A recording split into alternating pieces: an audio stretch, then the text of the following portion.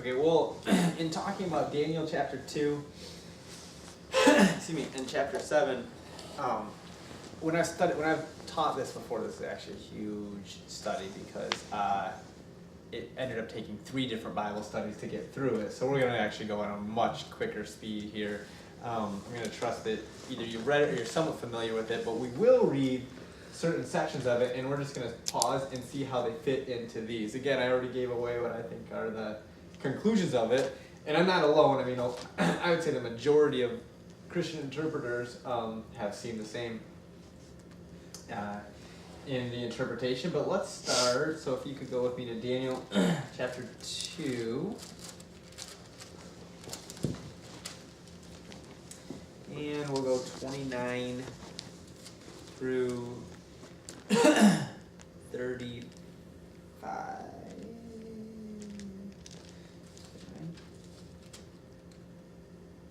Yeah, okay, so Daniel chapter 2, 29 through 35. Gabe, go for it.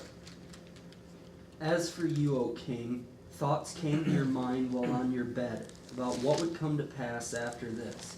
And he who reveals secrets has made known to you what will be. But as for me, this secret has not been revealed to me because I have more wisdom than anyone living.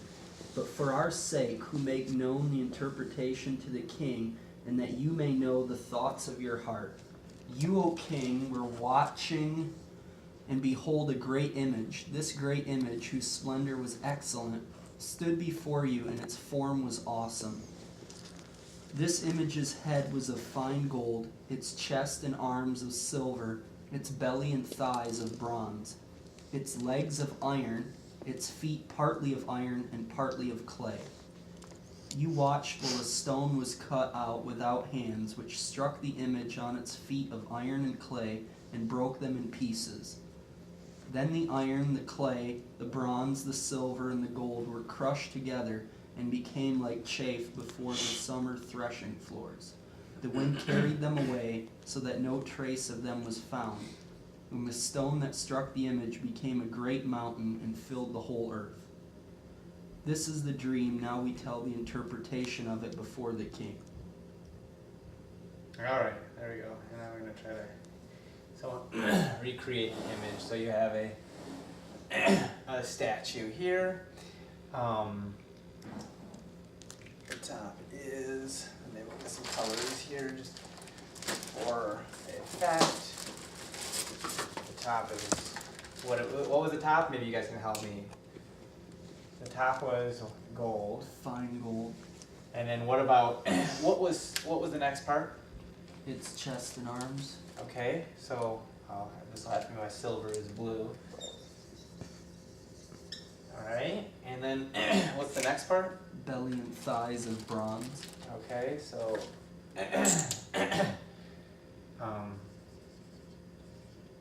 belly and thighs, and then the last part. Its legs of iron, partly of iron and clay. Okay, and you can hear that last part, partly of iron, excuse me, and partly of clay.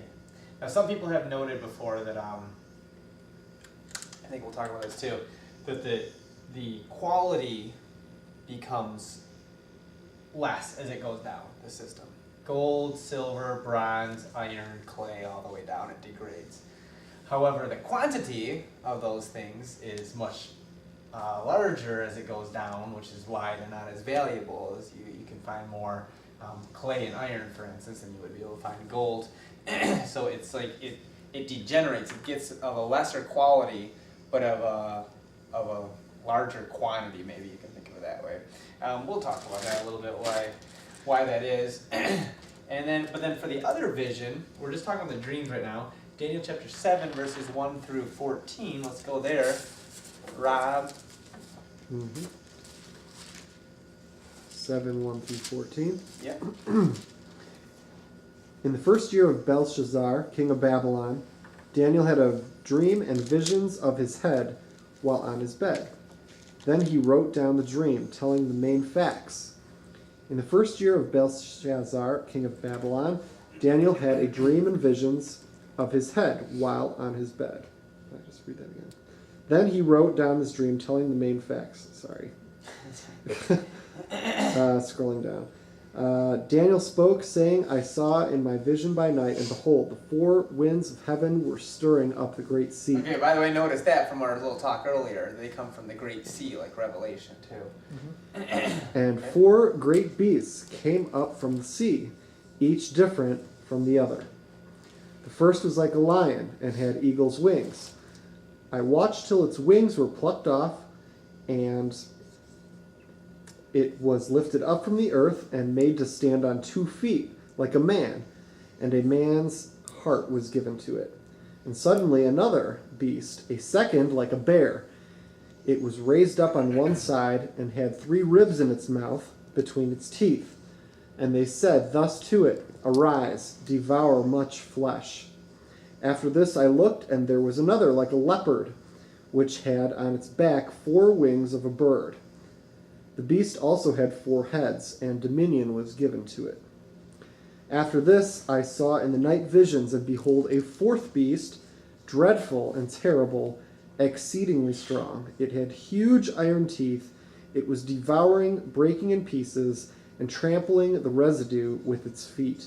It was different from all the beasts that were before it, and it had 10 horns.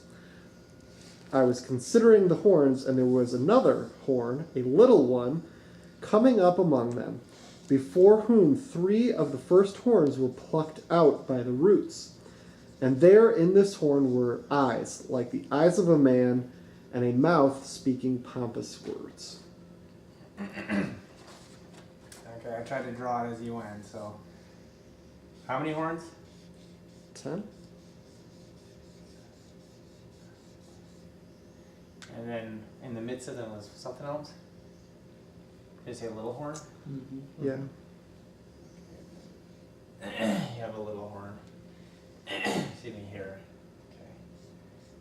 What was this one made out of, the last one too? Its teeth were iron. Okay, iron. So I'll actually do the same colors to keep the consistency here. Okay, anything else?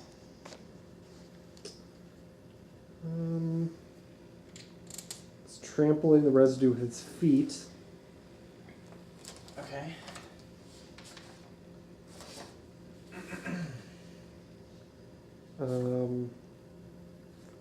There's the little horn coming up among them, before whom 3 of the first horns were plucked out by the roots.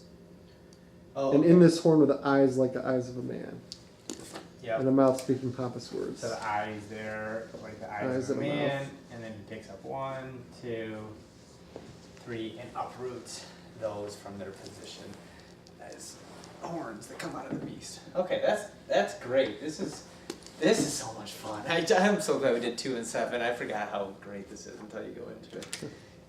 This is ridiculous. I mean, and I think really at the beginning of this we should say, as we're going through the dates, does anyone know when we said earlier when Babylon was, or when Daniel was written would have been? Would have been around 500, you could say. Yeah, we'll say about we'll say Daniel written around 500 BC. Now, what we're going to show from here on out is absolutely, I mean, it's ridiculous how amazing it is. And so, just a quick couple points. I'm not going to go into a lot of detail here. There's books on this, on why Daniel was written, when he says he was written, and all these things, but that's under a huge amount of attacks. I'm going to show just a few things, and one I think should just be all we need. If you go to Matthew chapter 24.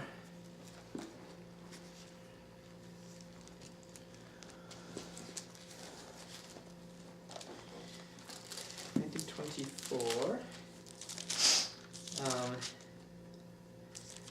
And then verse 15, this is Jesus speaking. And, what does it say, Robbie?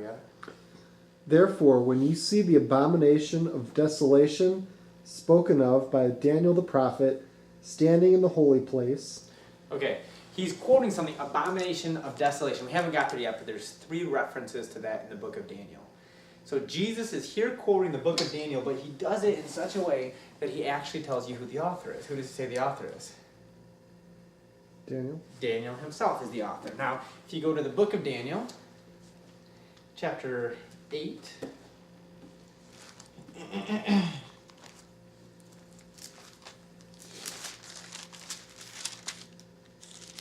All right. Verse 1. Or actually, we'll read chapter 7, verse 28, and chapter 8, verse 1. Gabe, go for it. This is the end of the account. As for me, Daniel, my thoughts greatly troubled me, and my countenance changed, but I kept this matter in my heart. In the 3rd year of the reign of King Belshazzar, a vision appeared to me, Daniel, after that one that appeared to me the first time. I liked your emphasis. To me, Daniel. If you haven't, I'm just going to be very honest, and Gabe knows this. I've seen this a lot in my line of work. Gabe has had this in multiple classes, I think. If you haven't had this happen, you will have this happen. The book of Daniel is hugely attacked, and it's because of what I said here. I'm just showing you a few verses. Jesus says Daniel wrote it. Daniel says I wrote it. The book of Ezekiel, which I didn't go to, talks about men and includes Daniel as a man who he speaks of as a righteous man. And then there's other external evidences I won't go into now, but things that Daniel wrote about he couldn't have known. Expressions he made at that time would have been archaic, or would have been unknown if it was written hundreds of years later.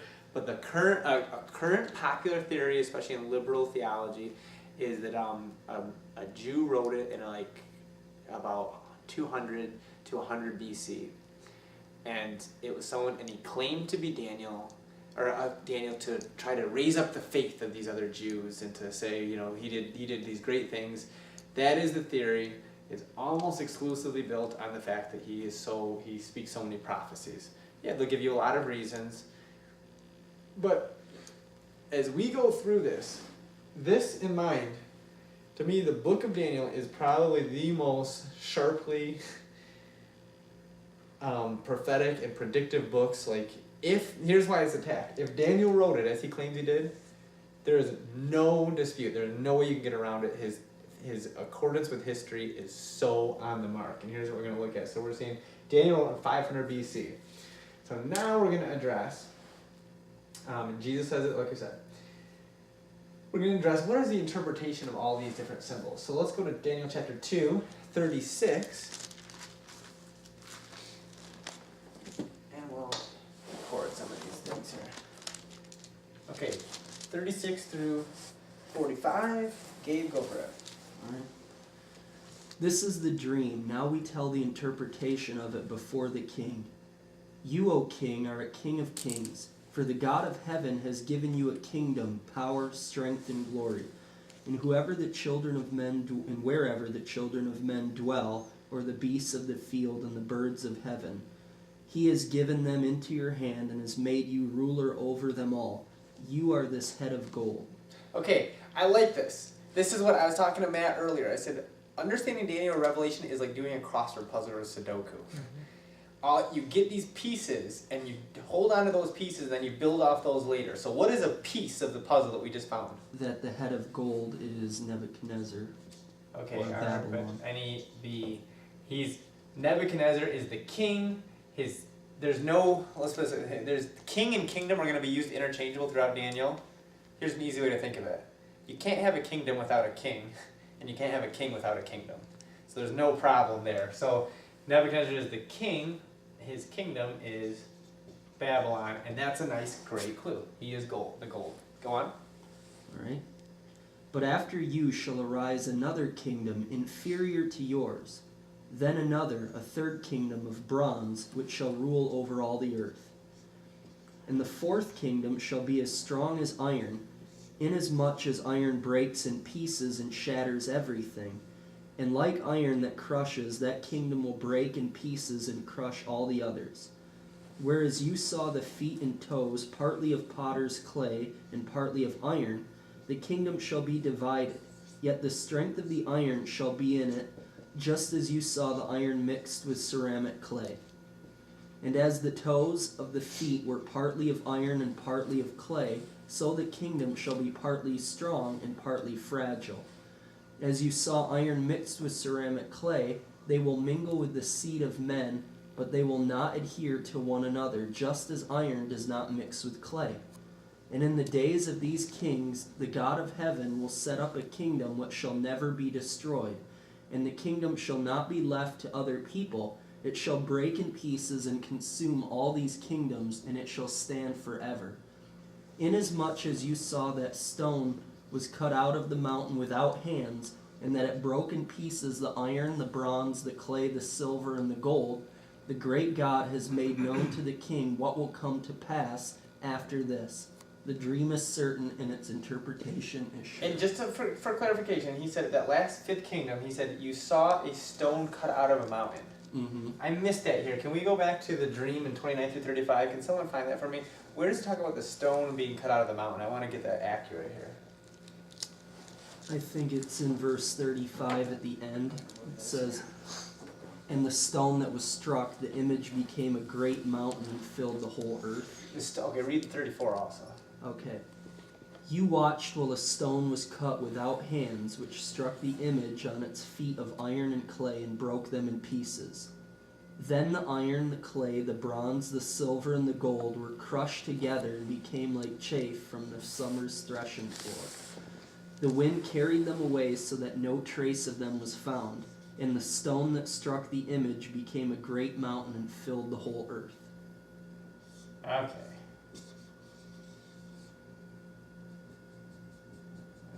This. All right. So this here is the fifth kingdom,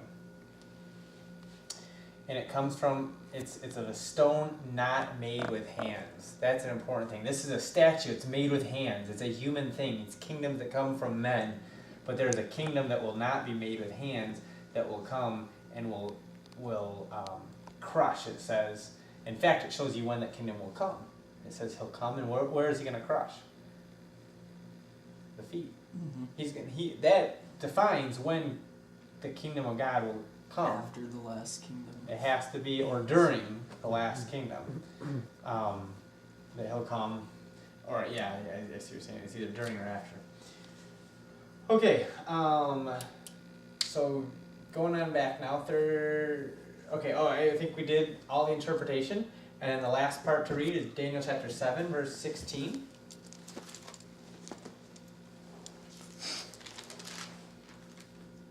And we'll go 16 through 27. Rob, you got that? Yep. I came near to one of those who stood by, and asked him the truth of all this. So he told me and made known to me the interpretation of these things. Those great beasts, which are four kings, which arise out of the earth. But the saints of the Most High shall receive the kingdom, and possess the kingdom forever, even forever and ever. Then I wished to know the truth about the fourth beast, which was different from all the others, exceedingly dreadful, with its teeth of iron and its nails of bronze, which devoured, broke in pieces, and trampled the residue with its feet, and the 10 horns that were on his head, and the other horn which came up, before which 3 fell, namely, that horn which had eyes and a mouth which spoke pompous words, whose appearance was greater than his fellows. I was watching, and the same horn was making war against the saints and prevailing against them, until the Ancient of Days came, and a judgment was made in favor of the saints of the Most High. And the time came for the saints to possess the kingdom. Thus he said, the fourth beast shall be a fourth kingdom on the earth, which shall be different from all other kingdoms, and shall devour the whole earth, trample it, and break it in pieces. The 10 horns are 10 kings, who shall arise from this kingdom. And another shall rise after them. He shall be different from the first ones, and shall subdue 3 kings. He shall speak pompous words against the Most High, shall persecute the saints of the Most High, and shall intend to change times and law. Then the saints shall be given into his hand for a time and times and half a time. But the court shall be seated, and they shall take away his dominion to consume and destroy it forever. Then the kingdom and dominion and the greatness of the kingdoms under the whole heaven shall be given to the people, the saints of the Most High. His kingdom is an everlasting kingdom, and all dominions shall serve and obey him. This is the end of the account. As for me, Daniel, my thoughts greatly troubled me, and my countenance changed, but I kept the matter in my heart. All right. The fifth one. All right. Okay. Very good. That was a good background. Now the fun part starts. Okay. What does all this mean? What we saw in the statue was all the way down. Here it's a little different. Sorry if the drawings don't match what they should. The first is this is a lion and it has wings like an eagle. The second is this is a bear tipped on one side with 3 ribs in its mouth. The third is this is a leopard. So I guess he would have spots, right? And he has 4 wings. And then the fourth is this one that's totally different than the rest. He's made, I think it even says of iron. Does it say that in Daniel 7? Teeth are iron. Teeth are iron. Okay, yeah, that's right. We talked about that. And so he's not even made like an animal. He's totally different. And because the animal is kind of this temporary thing, but he just seems like he's indestructible. And he has 10 horns on there that represent 10 kings. Then there's another horn that's different than all the other horns. And then So it's 11 horns, really. Yep, you're right. 11 horns. Okay. Though the one is made Or up 8 in a way. of a different stature. Yeah, and then he ends up taking 3 of them. uprooting 3 of them. Yeah, so do that here. And then you have the fifth where you have the King of Kings, the Most High, and in fact Jesus even says, I am that. I'm the Son of Man. I'm the one who is that King of Kings. Okay, so in all this, what does this all mean? What does this all represent? Well, let's go over just a few of these things. The first one we've already associated, that is Babylon. This is the time that Daniel wrote was when Babylon happened. That was the least prediction in there probably. Okay, it has, just as gold is superior metal and the head is superior to the body, so this one would have a superior dominion to the other kingdoms. Listen to this. Nebuchadnezzar derived his authority directly from God. If you look at Daniel 5, it talks about that. And if you look now here, Gabe, go to Isaiah 14, verse 4. Rob, go to Jeremiah 51, verse 7.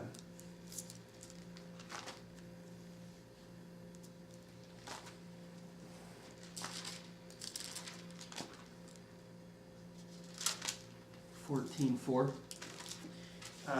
Yeah, Isaiah 14, verse 4. Go for it.